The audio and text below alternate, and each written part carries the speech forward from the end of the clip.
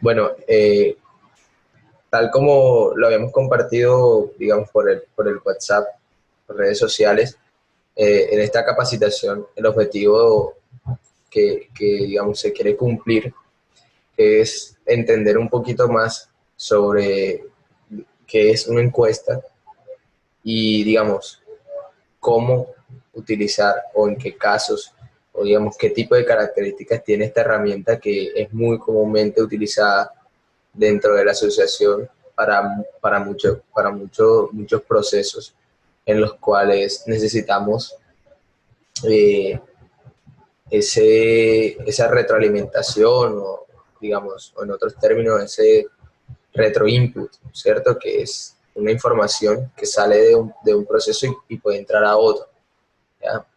Entonces, básicamente, lo que se quiere con esta capacitación es, uno, entender un poquito digamos, cómo se llevan a cabo y cuáles son las características de las encuestas. Y además de eso, entender, digamos, aprender un poquito sobre el tema de los informes de CRM para este año.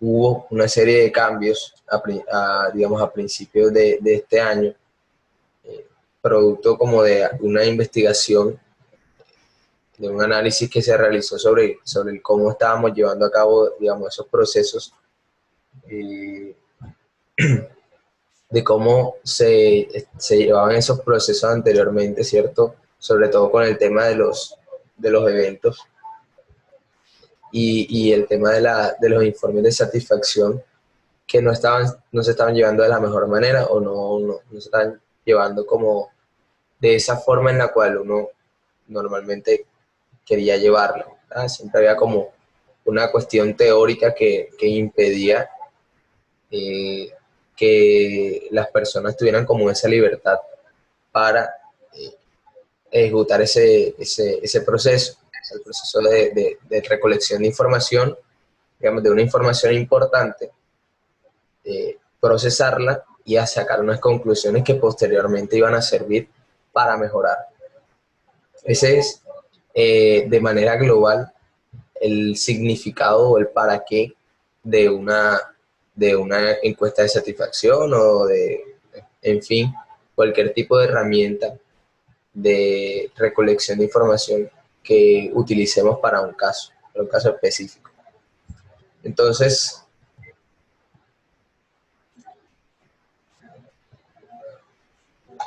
a ver, me disculpan aquí. Entonces, el principio, bueno, todos aquí sabemos o tenemos una noción específica de qué es una encuesta, ¿cierto? Es una herramienta que nos sirve para recolectar una información de un grupo de personas a los cuales se les está aplicando un estudio, ¿cierto? Eh, También sabemos cuál es la forma de una encuesta, son una serie de preguntas en las cuales el encuestado responde de acuerdo a la percepción, a la experiencia, al conocimiento que tenga, ¿ya? Y que luego esa información particular de cada encuestado se procesa para conocer un fenómeno, ¿ya? Entonces, ¿para qué sirve una encuesta? La encuesta es un procedimiento utilizado en la investigación de mercado para obtener una información mediante preguntas, ¿cierto? Es lo que le estaba comentando ahora. Son preguntas que están dirigidas a una muestra de individuos, ¿ya? ¿Cómo funciona la encuesta? O digamos, ¿cuál es el principio que utiliza una encuesta para entender, digamos, que con base a una muestra representativa, eh, digamos, se estudia o se analiza el fenómeno, el comportamiento, perdón, de una población en general en un fenómeno específico? Un ejemplo, digamos, a través de hacemos una encuesta de satisfacción digamos, un grupo de personas llena esa encuesta, un grupo de personas representativas, llena esa encuesta y uno tiene una noción global de cómo se comporta esa población, ¿cierto? ¿Qué tipo de respuesta o de reacción tuvo frente a esa experiencia? A esa experiencia que generó una satisfacción, ¿vale? Entonces, hay tres métodos básicos, probablemente existan más, para llevar a cabo las encuestas. Ahí está el personal, digamos, vía telefónica o postal. O, digamos, dentro del postal entra, digamos, el tema de las encuestas digitales que nosotros realizamos, ¿cierto? Que se envían a la persona y esta nos devuelve el cuestionario resuelto, ¿ya? Lo único es que varía un poquito en el tema del cómo se ve ese proceso, ¿cierto? Ya estaremos hablando más adelante de eso. Entonces, una encuesta personal es una encuesta en la cual el entrevistador y el encuestado tienen una interacción directa, interacción física. Sí, sí, la estamos grabando. Listo, entonces, en la encuesta personal, el encuestado y el encuestador o entrevistador tienen una interacción personal, física, directa, y el encuestador hace las preguntas y el encuestado las responde, ¿cierto? Es posible que dentro de ese ejercicio se utilice un material complementario, ¿cierto? Por ejemplo, el formulario generalmente está en manos del encuestador, pero en algunos casos se facilita un material que le permita a la persona entender un poco mejor la forma en que va a responder.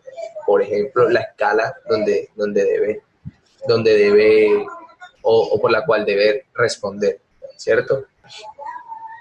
O en todo caso también una copia del formulario de manera que ésta pueda leer las preguntas por sí misma y disminuir el tema de una confusión por interpretación, ¿cierto? Entonces, esos son como los aspectos de una encuesta de tipo personal. Por otro lado, tenemos la encuesta vía telefónica que tiene un ejercicio similar a la encuesta personal, salvo que la comunicación se realiza por teléfono. Normalmente lo que hace empresas de telecomunicaciones que te llaman, te preguntan, no, mira, es que tenemos una serie de preguntas para ver si tú nos puedes contestar, si tienes tiempo, tienes disposición, y comienzan a hacerte las preguntas y tú comienzas a responder, ¿verdad? En estos casos, no hay posibilidad de que exista un material complementario porque, digamos, no hay manera en que tú por teléfono te puedan pasar una hoja, ¿cierto? Una, digamos, una tablita o alguna cosa así, ¿verdad? Entonces, la relación o la interacción, a ver, la interacción entonces se da por teléfono y debe ser muy clara a la hora de, el encuestador debe ser muy preciso en la forma en cómo transmite la información, transmite la pregunta, los criterios de respuesta o las opciones de respuesta para que el encuestado entienda en el menor tiempo posible cómo debe responder y responda, ¿ya?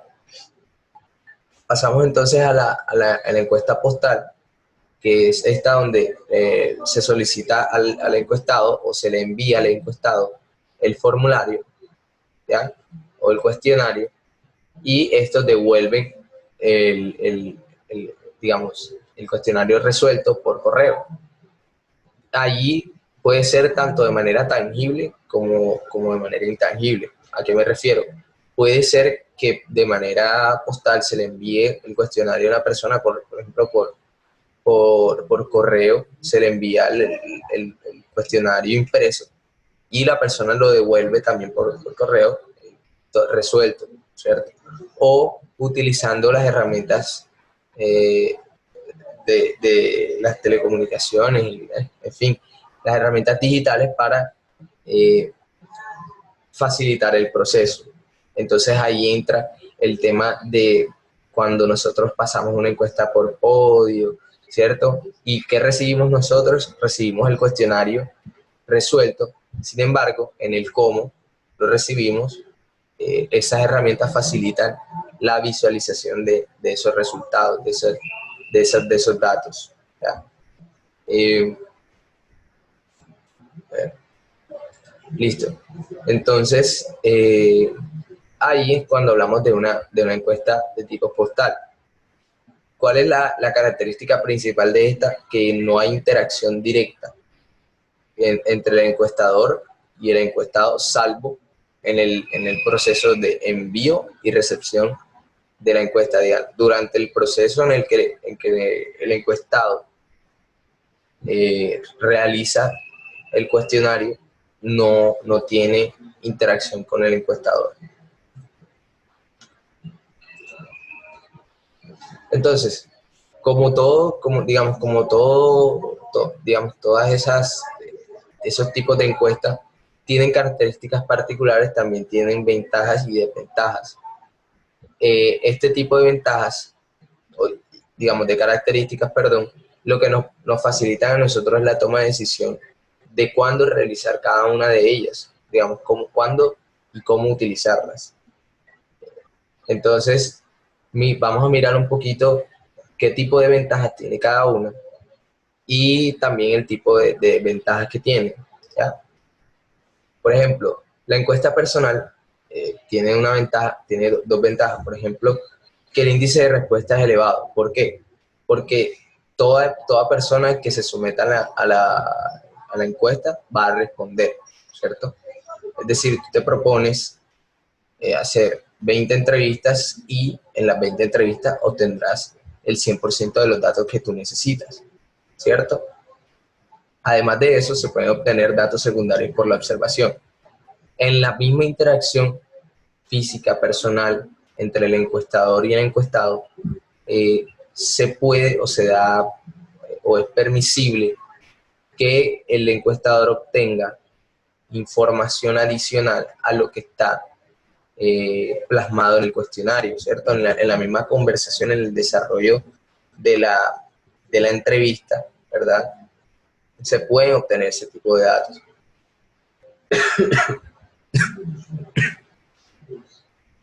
Pasamos a la encuesta telefónica.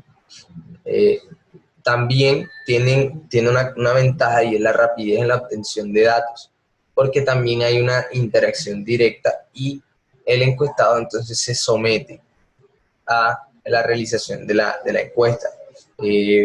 Por ejemplo, no sé si les ha pasado que los llaman para una encuesta y uno está como apurado y ya quiere terminar, pero de alguna manera la persona que te está haciendo la encuesta te engancha y te dice, no, ya tranquilo que vamos a terminar, ¿cierto? Y al final termina la encuesta y bueno, tú te gastaste media hora ahí y no era algo que tú tenías propuesto y llegas tarde a lo que ibas a hacer.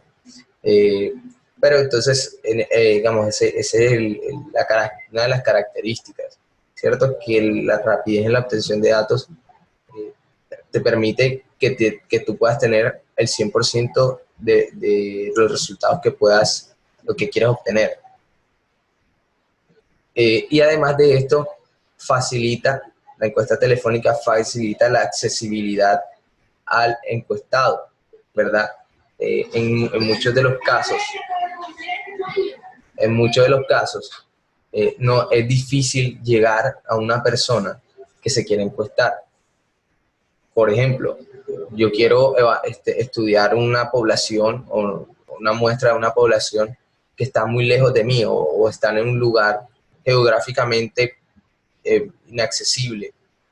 Por teléfono podríamos entonces facilitar ese tipo de interacción, ¿cierto? Pasando a la encuesta postal, entonces tenemos una ventaja y el reducido coste. Con respecto a las otras dos, por ejemplo, tú puedes realizar una encuesta abierta por internet y digamos que el costo por realizarlo será muchísimo menor en relación a una encuesta a nivel personal, puesto que tú no necesitas contratar un personal que realice la encuesta, las entrevistas, ¿cierto? Y tampoco vas a tener que gastar dinero en capacitar a esas personas, a brindar herramientas a las personas para este tipo de cosas. Entonces, por ejemplo, notamos que los censos a nivel nacional tienen un costo en dinero altísimo, porque son, digamos, son encuestas de tipo personal, aunque en la actualidad ya se está adelantando ese mismo ejercicio de manera digital, pero siempre se ha hecho de manera digital. Entonces imagínense los costos de tener a una persona que vaya todos los días durante un tiempo determinado, casa por casa, ¿cierto? Encuestando. Le tienes que dar una herramienta, le tienes que dar un teléfono inteligente, le tienes que dar una tablet, le tienes que dar, digamos, como todas las prestaciones, las garantías para que pueda ejercer su trabajo de la mejor manera. Entonces, eso se traduce en dinero, ¿vale? Entonces, esta es una de las ventajas de que la encuesta postal tenga un reducido costo. Además de esto, tiene una particularidad, es la flexibilidad de tiempo para el entrevistado. Cuando tú colocas una encuesta en internet o la pasas por correo, el encuestado puede hacerlo en cualquier momento, ¿cierto? Digamos, yo tengo aquí el link en mi teléfono, pero pues yo no tengo tiempo ahora porque estoy en una capacitación. Apenas termine lo puedo realizar.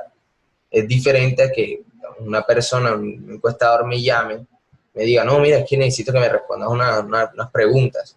Y entonces ya tienes que rodar lo que tienes que hacer en caso de que quieras hacer la encuesta o tener que decir que no, ¿ya? Entonces esas son una de las ventajas, hay otras más.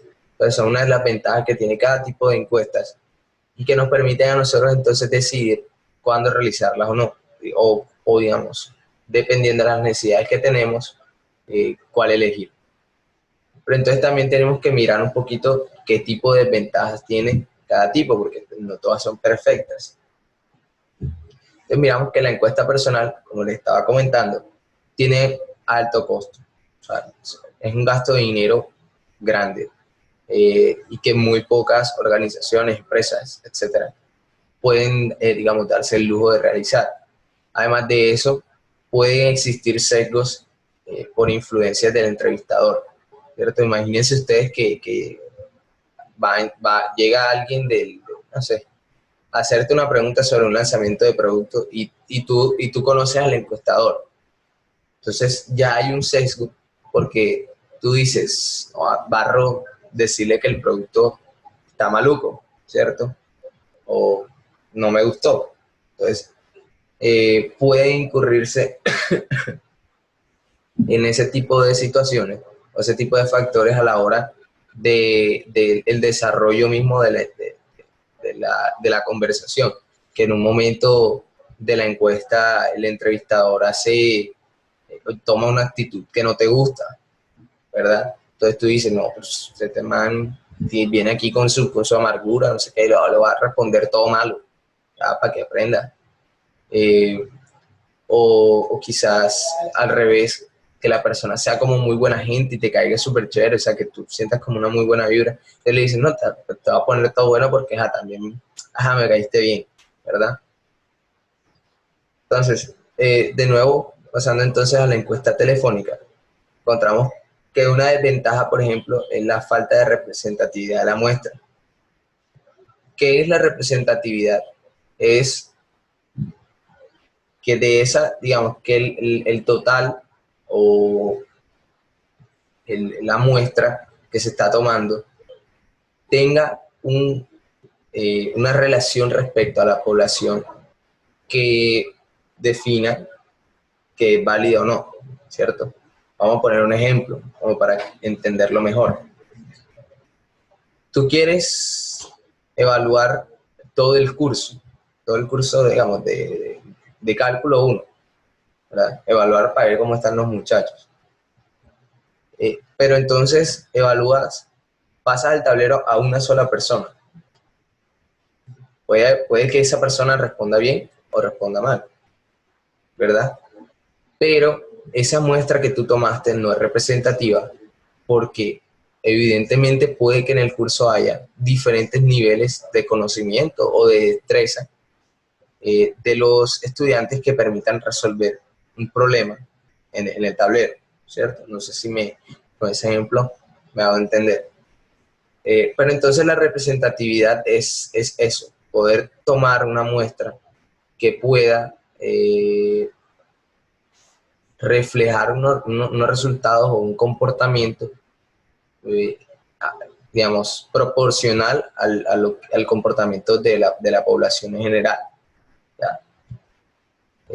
Otra de las desventajas es que, es que por la brevedad del cuestionario, ustedes sabrán que digamos, por vía telefónica también, eso incurre en unos costos y la idea es que sea lo más breve posible. Entonces, digamos como que la rapidez, digamos, permite o da pasos para errores, ¿ya? Aumenta como ese margen de error, ¿ya? Y además de esto, que no se pueda utilizar un material auxiliar, ¿ya? Entonces, si la persona no entendió la pregunta y no tiene, por ejemplo, una copia del cuestionario, entonces te toca a ti, en el caso de que tú seas el encuestador, te toca repetir la pregunta, ¿ya? Y eso es tiempo en el cual tú, digamos, después se traduce en dinero que estás gastando, ¿ya? En la encuesta postal, entonces, encontramos que una de las desventajas es el bajo índice de respuesta. ¿Por qué? Como tú le das la libertad al encuestado de responder en el momento en el que él decida, también entonces se presenta la situación de que tal vez esa persona no lo haga, ¿ya? Ah, no, es que recibí una encuesta por el correo y no la hice porque no me dieron ganas. Y es algo que vemos constantemente dentro de la asociación cuando utilizamos este tipo de herramientas, ¿ya? Además de eso, pues no tiene la seguridad de quién está contestando el formulario. No, es que yo me mandaron una encuesta de un evento que fui, entonces yo puse a mi novia que lo hiciera, pero ella no fue.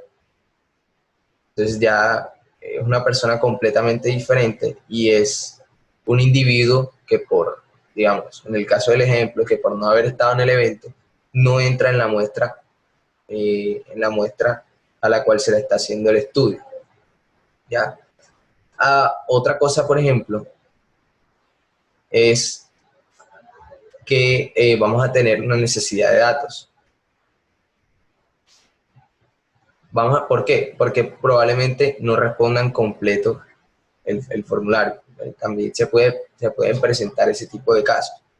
Que no, mandé 20 preguntas y nada más me respondieron 10 porque cuando la persona estaba haciendo, llegó hasta la 10 y lo mandó así. No quiso hacer más, ¿ya?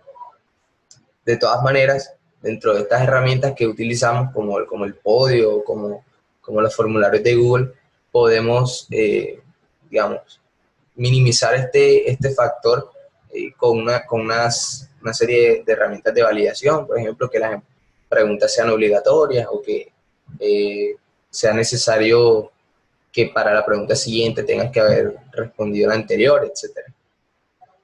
Pero pues son factores que influyen dentro de una encuesta a nivel general de este tipo. Entonces ya entramos a unos factores que influyen también en la ejecución de una encuesta, que son la confiabilidad y el tipo de muestreo.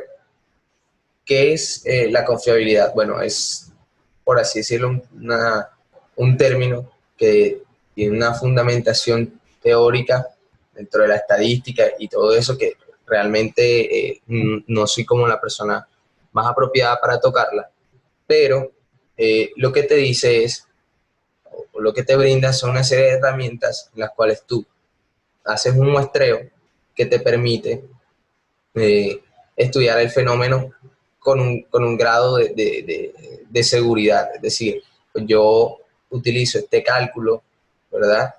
Y esto me va a dar una muestra, a lo cual si yo le aplico un estudio, voy a tener una seguridad de que voy a estar estudiando el fenómeno de la manera que yo quiero, ¿ya?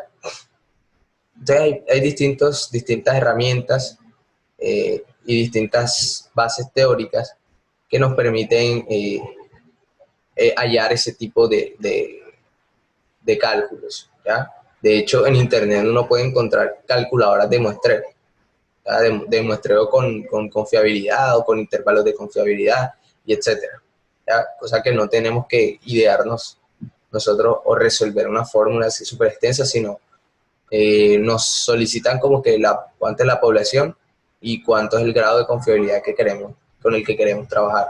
Algunas otras te preguntan cuál es el margen de error, digamos, cuál es el tipo de dispersión, y etcétera. Pero entonces ya influirá también nuestros conocimientos con qué tipo de herramientas queremos trabajar.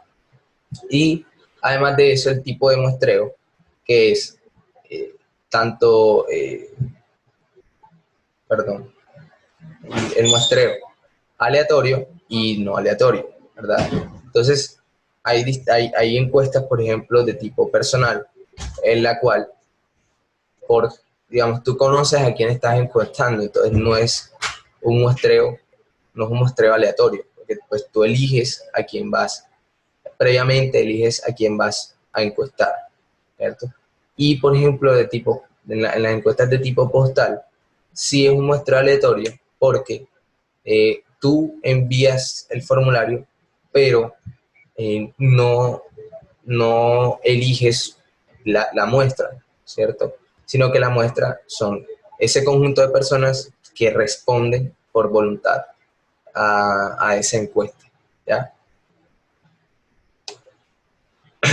Entonces pasamos ya a ver cómo se trabaja cómo se está trabajando el CRM durante este año, por lo menos durante este semestre.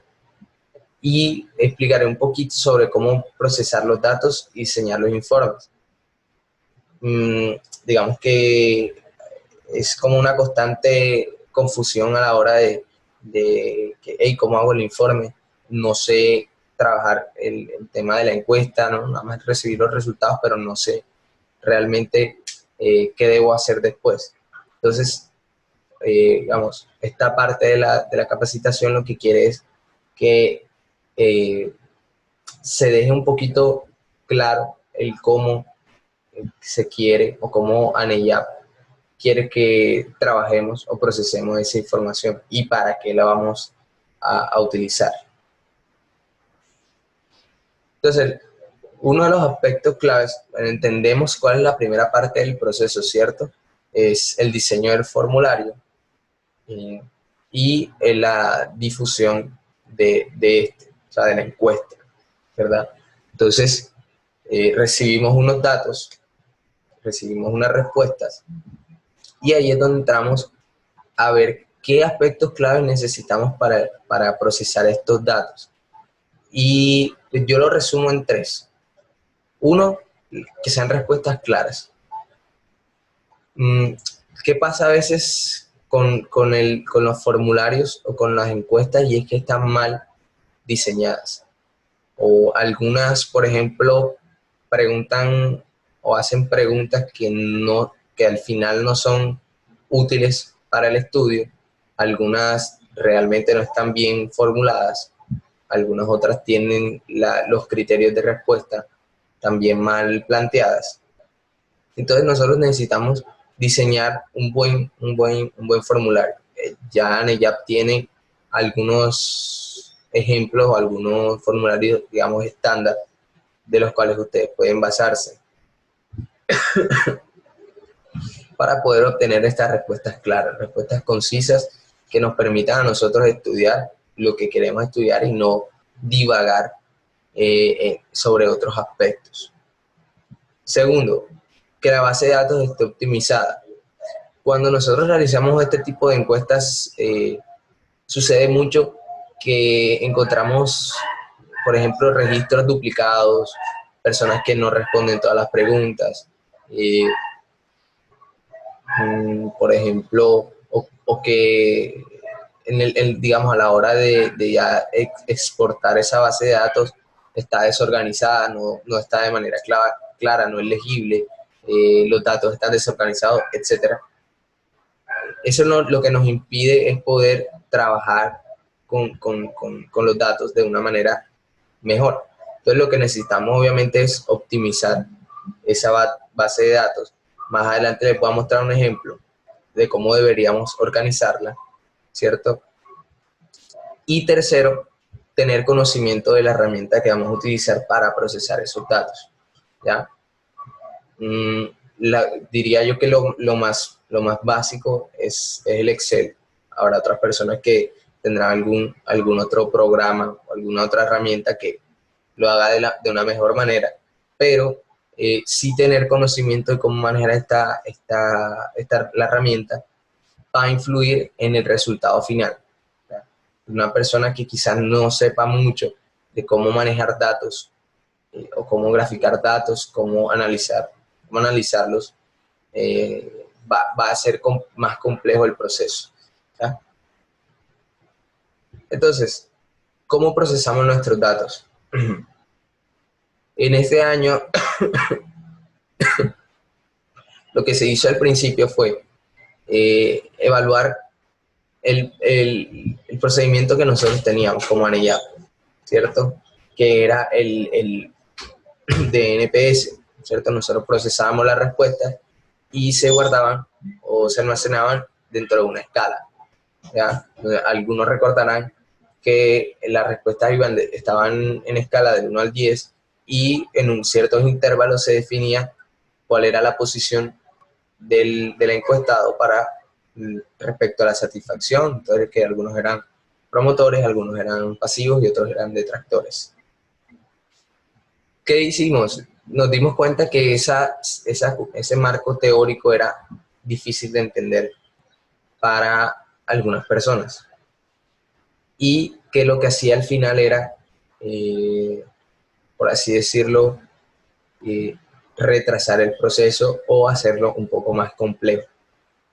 Y se decidió dejarlo de lado hasta que pues se pueda sentar una base mucho mejor para poder utilizarlo de nuevo. Entonces, ya teniendo en cuenta que no vamos a utilizar el NPS, ¿cómo procesamos los datos, cierto? Entonces, lo primero, revisar los cuestionarios y hacer una depuración. Luego, numerarlos, revisar errores, de que no haya respuestas duplicadas, de que las respuestas todas estén bien respondidas, ¿cierto? Validar las respuestas, que las respuestas estén dentro de las escalas propuestas, ¿cierto? Que si uno dijo, evalúe del 1 al 5, la respuesta no haya un 6, por ejemplo, porque eso es un dato anómalo que después se va a reflejar en el estudio, ¿ya? Y al final, la mejor herramienta para poder entender toda la información y resumirla, ¿cierto?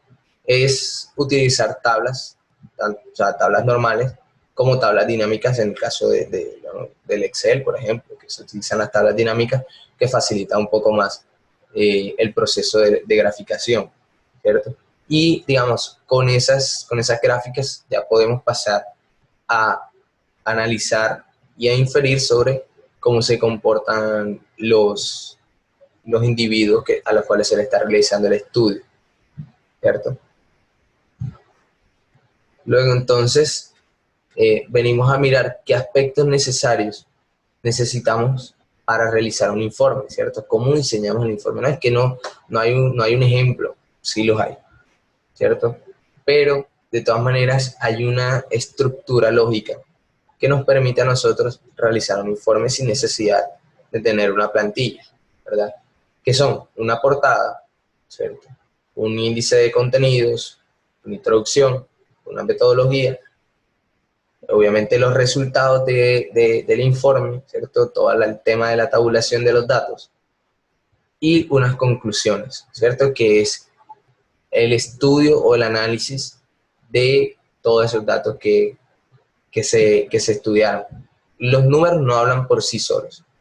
Es la persona el investigador, quien hace la inferencia digamos, cómo utilizar esos datos para mejorar, ¿cierto? Entonces, en un informe no puede haber solamente, no, es que el 20% de las personas respondieron con 5, o sea, que está muy bien, pero es que el 5 no te va a decir si digamos, si ese aspecto está muy bien, o en caso tal una gran mayoría contestó que estaba muy mal, pues no te va a decir cómo mejorar, ¿cierto? O en qué aspecto mejorar, ¿cierto? Entonces uno tiene que tener muy claro que al final del estudio lo que se requiere es una conclusión y pues una recomendación, ¿ya? Que será entonces, como les comentaba al principio, ese nuevo input a nuestro proceso, ¿ya? Esa nueva información que nos va a ayudar a mejorar continuamente. Entonces, ya que llegamos al final de la presentación, sin embargo, les iba a mostrar un poquito de cómo, por ejemplo, cómo tabular o cómo procesar bien los datos. Vamos a pasarnos por acá, salir de la pantalla completa.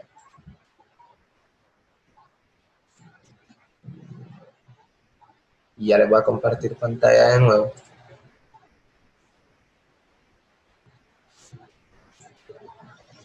Aquí tenemos, por ejemplo, los resultados o los datos obtenidos de la investigación de mercados que realizamos durante el primer semestre del año con respecto a la tienda de Aneyam Nacional.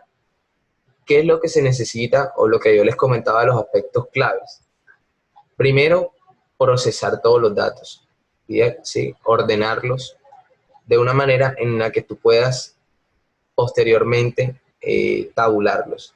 Entonces, como ustedes se dan cuenta, todo está ordenado, se utilizaron filtros, se utilizó validación, bueno, digamos que es muy diferente a lo que tú logras descargar cuando vas por ejemplo, vas al podio y descargas el formulario como está, digamos, ya aquí no hay respuestas respuestas duplicadas, no hay, digamos, la validación de datos nos permitió decir que todas las respuestas están en los criterios en los criterios de respuesta.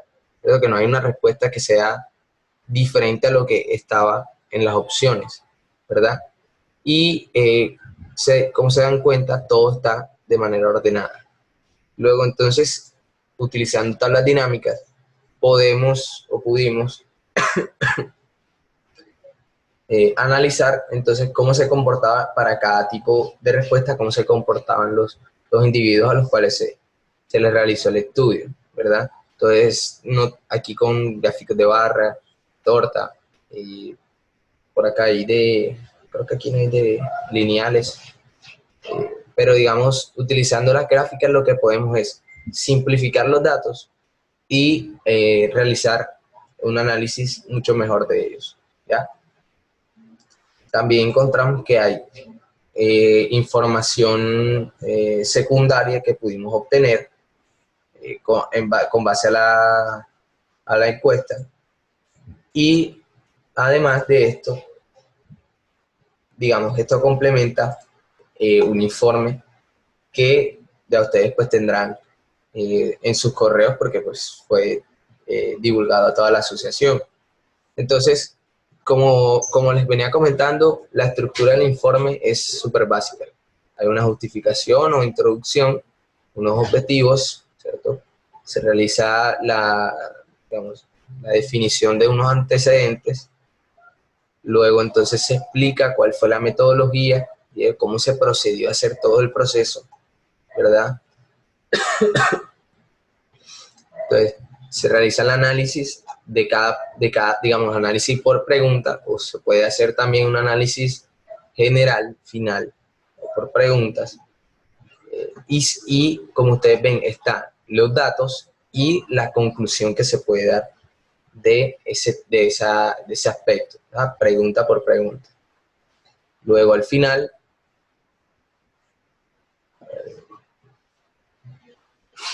al final hay unas conclusiones y unas recomendaciones, que entonces son ese estudio de, digamos, o esa opinión a nivel general, no pregunta por pregunta, sino ya a nivel general de lo que se está estudiando, ¿cierto? Y este es digamos, una guía o un modelo de informe que deberíamos continuar realizando, ¿ya? Para aquí las personas que en un futuro, por ejemplo, vayan a realizar un informe o les toque hacer eh, una encuesta y luego tabular los datos, ya entonces tienen presente cuál es la estructura del informe final, ¿ya? Ya para terminar, entonces, les voy a mostrar aquí una herramientica que está en internet, que es lo que les estaba comentando, la calculadora de muestras, ¿cierto? Esto es lo que nos pide es el tamaño de la población. Por ejemplo, aquí hay 32 participantes en la encuesta, ¿verdad? Si yo quisiera realizarles si yo quisiera realizarles una encuesta a todos ustedes y quisiera hacer un muestreo con un grado de confiabilidad, por ejemplo, del 95% y con un margen de error del 2%, entonces, utilizando esta herramienta, coloco la población y calculo cuánto es el tamaño de la muestra que yo debo recolectar. Entonces, tendría entonces que eh, hacerle la encuesta a las 32 personas para obtener un margen de error del 2% y un nivel de confianza del 95%. Ok, discúlpenme, ya les voy a mostrar. Aquí, ya lo ven.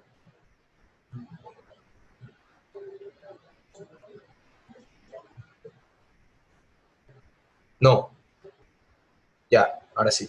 Ok, vamos a repetir el ejercicio.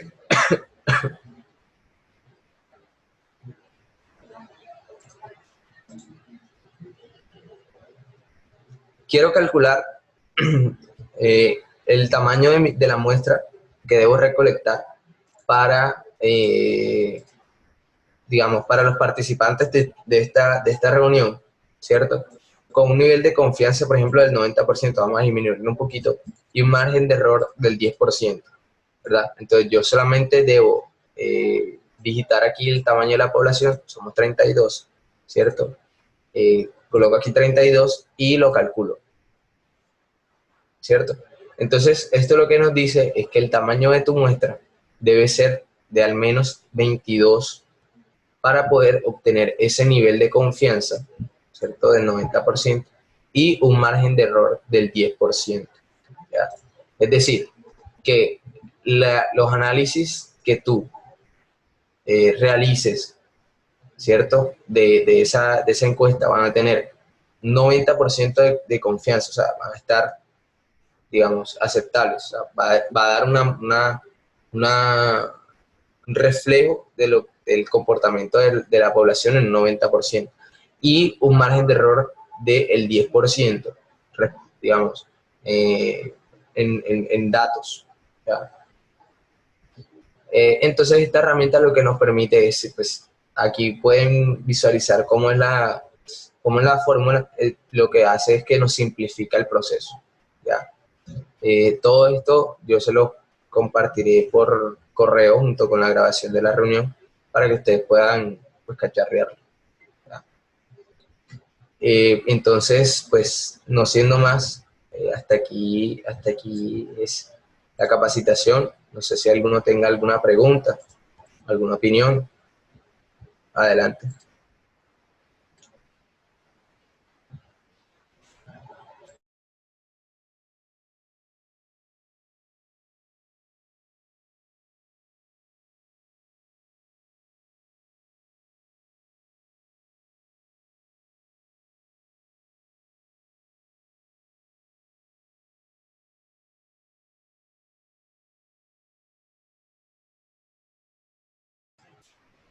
Listo, entonces, al parecer no hay comentarios.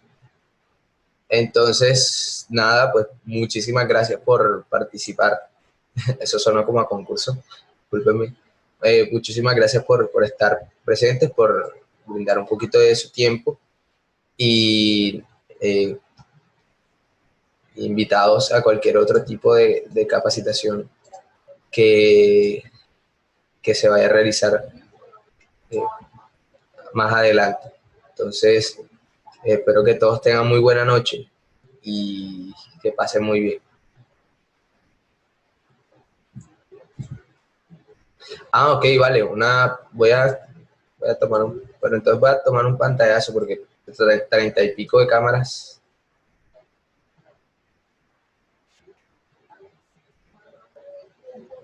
34. Listo. Vale, muchas gracias a todos. Crack, nos vemos.